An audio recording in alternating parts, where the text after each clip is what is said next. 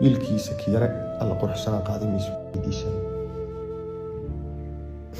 guuleedsinba hees dambe uu soo saaray miis weydiisan isweydiiya waxaasoo dhan xisaabtaasoo dhan isku geegeysta cali najiib alfa miis weydiisan xagee ka baxa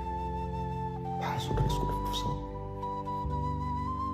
sharma boy habeen walba waa la qabo xabsi ku jira sida iyo kale mar milyan buu furayaa mar milyan bay isku noqonayaan marka waxaasoo dhan oo tusaale aan idin siiyey ma fahmaysaan soo ma mana fahmi doontaan nimankan xoog bay rabaan inay ii sheegtaan oo ay xoog ii sheegtaan awood ina nuur dirir iyo ina calimaad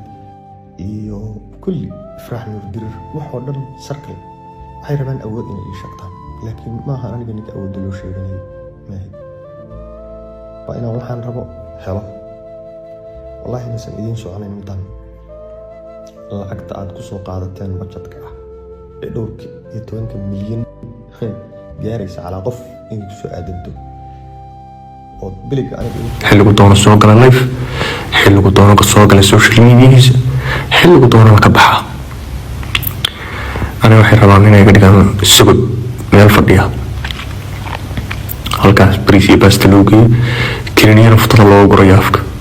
helno waagu markuu bariyo ballankii aniga walaashay aan galnay go home safaaradayda in laga soo qaado tigidna laga jaro aniga iyaduna aan kanada isku raacno inta hadday dhici weydo Soomaaliya xoog baan lagu haystaa hal sano bay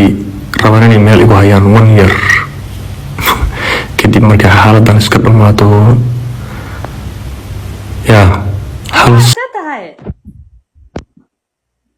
sidaad u jeedaan xaaladda garan xaaladayda kuu soo kordhinaysa maalmaha ku wayno life dhaqan ka dhaxarkido xagee iga raadinaysa TikTok meel baan adiga kuu joogo ya meel baan adiga kuu taagnaa